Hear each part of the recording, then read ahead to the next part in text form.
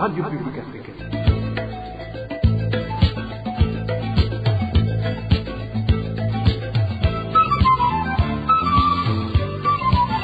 Radio Publique Africaine.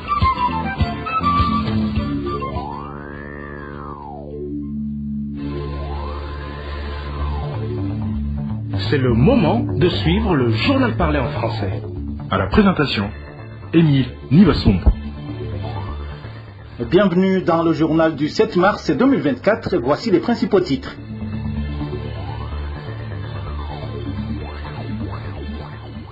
Les parents de la commune Wusiga dénoncent la participation forcée de leurs enfants dans des activités du parti au pouvoir CNDD-FDD. Le transport redevient en casse-tête dans la ville de Bujumbura à cause de la pénurie du carburant. Et la fumée et des eaux usées déversées dans la zone Maranvia, c'est ce que dénoncent ses habitants. Une usine de fabrication de boissons est implantée dans ce quartier résidentiel, comme vous allez le suivre tout à l'heure. Dans un instant, le développement des titres.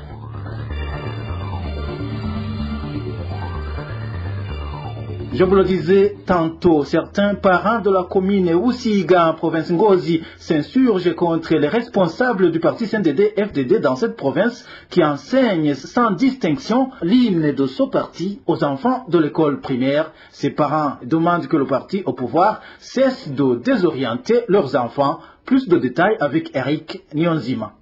Ces parents de la commune de Wusiga font savoir que les enfants ne s'occupent plus de rien les samedis et les dimanches, sauf le fait d'aller dans les différentes localités pour apprendre la chanson du parti CNDD-FDD.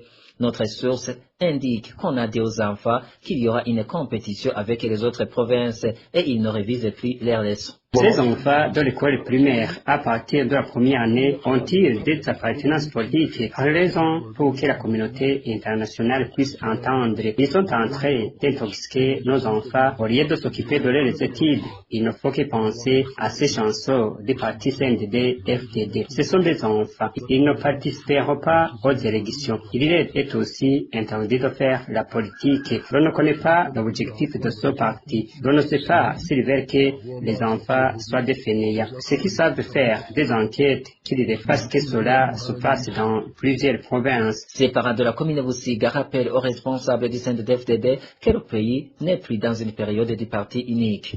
Les enfants, au lieu de réviser les matières, il ne faut que répéter cette chanson, c'est déjà jamais vu, mais nous ne sommes pas dans une période du parti unique. Si tous les partisans ressemblaient les enfants pour les apprendre les chansons, que se passerait-il? Pourquoi le parti au pouvoir se comporte comme si on était dans le monopartisme? Nous avons essayé de joindre l'administrateur de la commune Wusiga, Joseph Nahimana, mais il n'a pas décroché son téléphone portable.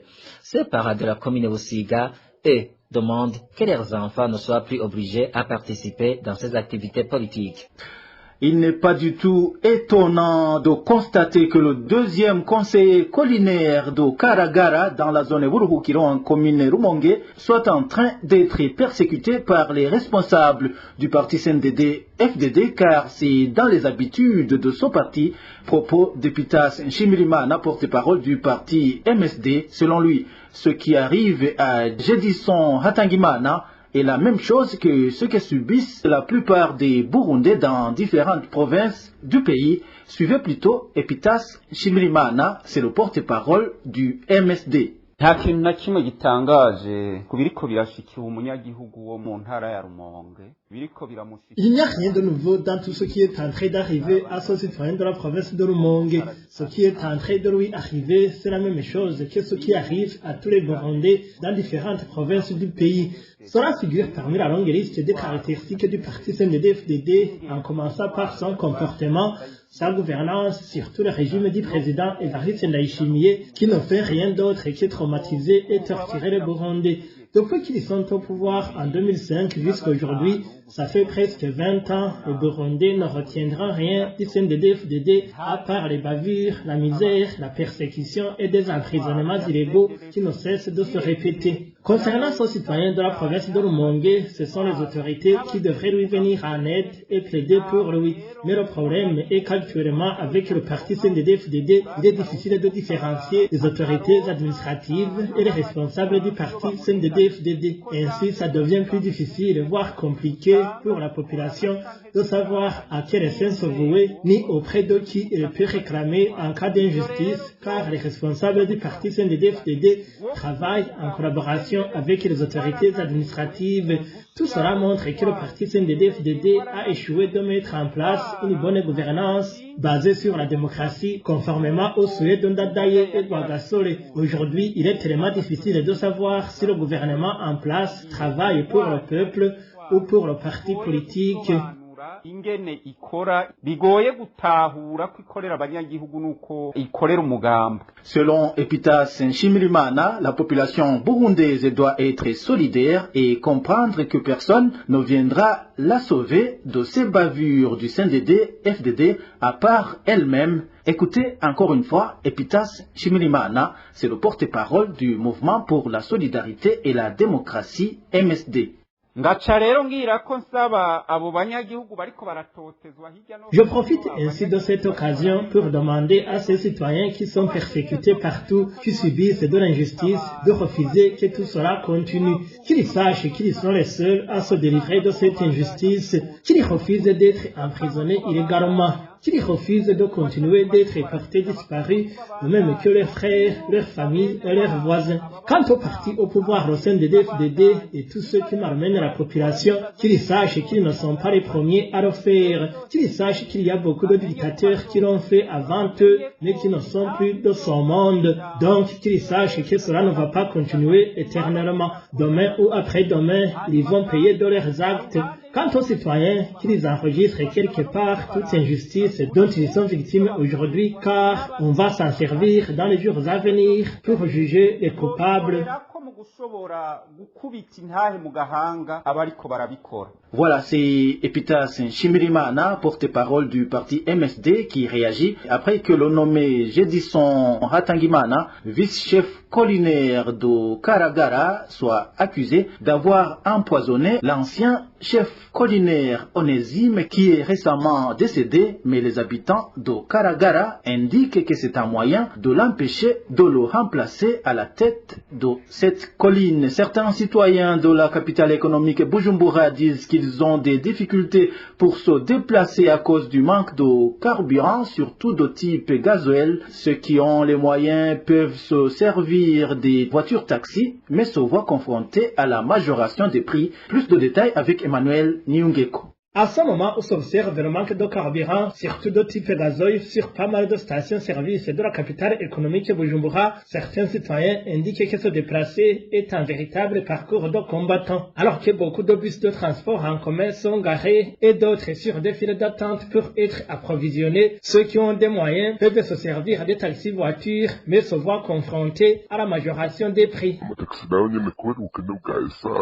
Suite au manque d'essence, même les taxis-voitures travaillent tant bien que mal, car ils pensent qu'à tout moment, ils peuvent faire des pannes bêtes. C'est ainsi alors qu'ils augmentent le prix. Auparavant, si l'on voyait qu'on va être en retard au service, on pouvait former un petit groupe et payer un taxi à 2000 francs chacun pour arriver en ville. Mais aujourd'hui, on payait 4000 francs, ce qui se fait également pour le retour. Donc, l'on est obligé de dépenser 8000 francs par jour. En tout cas, il y a peu de travailleurs qui ont un revenu journalier d'une telle somme au Burundi. C'est difficile avec la misère à laquelle fait face la population et que le salaire n'a pas été revu à la hausse.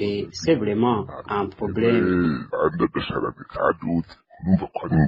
Le carburant de type essence n'est pas aussi facilement trouvable sur les stations-service. Peu d'entre elles ont été alimentées ce mercredi soir, selon notre source, parmi les transporteurs à mairie de Bujumbura. Même l'essence n'est pas disponible. Hier, à partir de 15h, beaucoup de véhicules s'observaient sur 2 ans de fil. On se déplaçait d'une station à l'autre sans trouver ce carburant. Vers le soir, l'on a versé une petite quantité sur quelques stations. Même aujourd'hui, il n'y a pas beaucoup de circulation en ville à cause du manque de carburant. C'est vrai que pour le gazoil, c'est le pire, mais l'essence aussi n'est pas disponible. Certains stadins qui se sont entretenus avec la RPA nous ont révélé qu'au lieu de passer des heures et des heures en attendant des bus sans espoir qu'ils vont les trouver, préfèrent plutôt se rendre au service à pied et faire la même chose au retour. D'ajouter qu'effectuer un tel trajet pendant 2 ou 3 jours successifs les fatigue beaucoup. Les citoyens qui utilisent la route nationale numéro 3 Bujumbura-Rumongue demandent que les travaux de réhabilitation de cette route soient accélérés vu les pertes qu'ils enregistrent. En effet, ceux qui utilisent la RN3 pour se rendre en province de Bururi sont obligés d'emprunter la RN7, ce qui fait que le coût de transport devient très cher. Le point avec Onésime de Chimaguizé. La route nationale numéro 3 Bujumbura-Rumongue est celle qui facilitait les citoyens qui se rendaient vers la province de Bururi car le trajet devenait très court. Cela les aidait aussi à payer moins cher le ticket de transport. Mais depuis que les travaux de réfection de cette route ont commencé, les citoyens empruntent la route nationale numéro 7 Bujumbura-Matana, une route qui passe très loin, ce qui fait que les frais de transport augmentent d'une somme de 5 000 francs au plus seront aux citoyens. Plusieurs personnes préfèrent passer par la route qui mène vers Matana, qui contourne jusqu'à Bururi et aussi vers Vianda. À cet effet, les frais de transport augmentent alors que la route de Rumongue était très courte et que le ticket de transport était abordable. Quand la route de Rumongue était encore praticable, le ticket de transport de Bujumbura jusqu'à Bururi, on payait 10 000 francs ou encore moins que ça. On pouvait payer 12 000 francs jusqu'à Vianda. Mais actuellement, pour arriver à Vianda, nous payons entre 17 et 20 000 francs. Vous comprenez que pour un simple citoyen, ce montant est exorbitant. Une autre conséquence évoquée par les citoyens suite à ces travaux de réhabilitation de cette route qui tarde à terminer, c'est que les voyageurs ne peuvent plus acheter à Rumongue certaines denrées alimentaires comme l'huile de palme et autres. En plus, la route de Rumongue avait encore d'autres avantages pour les voyageurs qui proviennent de Bururi, car ils pouvaient acheter à Rumongue de l'huile de palme, des ndagara et de la pâte de manioc appelée rubamo. Mais en empruntant la route menant vers Matana, nous ne pouvons pas acheter toutes ces denrées alimentaires. Donc vous comprenez que ce sont des conséquences pour le citoyen. Les usagers de la RN3 Bujumbura-Rumongue qui se dirigent vers la province de Bururi demandent aux autorités habilitées de fournir beaucoup plus d'efforts dans les travaux de réhabilitation de cette route pour qu'elle soit encore une fois praticable comme avant, car cela serait avantageux pour tous les citoyens. Dans un instant, nous nous rendons dans la zone Maranvia, en commune Mutimbuzi de la province Bujumbura. RPA.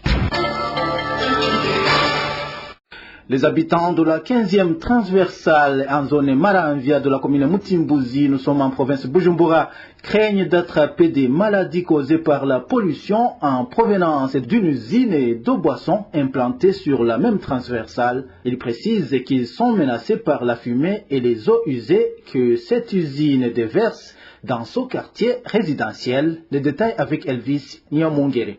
Cette usine de fabrication de boissons qui inquiète les habitants de la 15e transversale en zone Maranvia appartient à un homme d'affaires du nom d'Aristide Nyolimbere. Elle fabrique des boissons de plusieurs sortes, de la boisson communément appelée fangas. Ce qui préoccupe les habitants de cette localité sont entre autres la fumée que cette usine dégage, ainsi que de l'eau polluée qu'elle déverse dans les caniveaux passant entre les maisons d'habitation, déplore un des habitants de la zone Maranvia. Les eaux usées mêlées de déchets qui sortent de cette usine se déversent dans les caniveaux qui se trouvent entre les maisons d'habitation. À cela s'ajoute la pollution de l'air causée par la fumée que cette usine dégage. Tout cela inquiète beaucoup la population.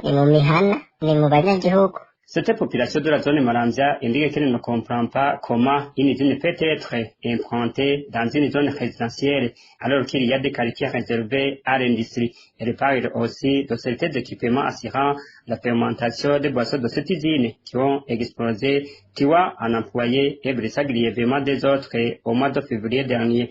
Elle craint que de telles explosions puissent un jour toucher la population voisine de l'usine et demande qu'elle soit délocalisée ailleurs. Certaines boissons ont explosé, tuant un employé et blessant des autres grièvement. Les familles des victimes se lamentent, tout comme la population voisine de l'usine, qui craint qu'un jour, elle sera elle aussi touchée par ces explosions, d'autant plus que ça fait la deuxième fois qu'elles se produisent. Elle demande qu'elles soient fermées ou délocalisées ailleurs.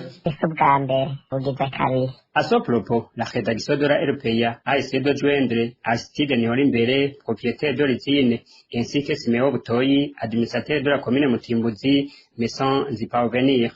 Pour clore cette édition, certains habitants de différentes communes de la province Mwaro déplorent le fait que les prix des denrées alimentaires ont grimpé d'une façon spectaculaire ces derniers jours. Selon eux, certains prix ont passé du simple au double. Eric Nyonzima. Ces habitants de la province Mwaro indiquent qu'il y a un mois, 1 kg de haricots se vendait à 2000 francs, mais aujourd'hui, il coûte 3000 francs et même plus. Les mêmes sources indiquent que le kilogramme de pommes de terre coûtait entre 700 et 800, mais aujourd'hui, il coûte plus de 1500 francs. Un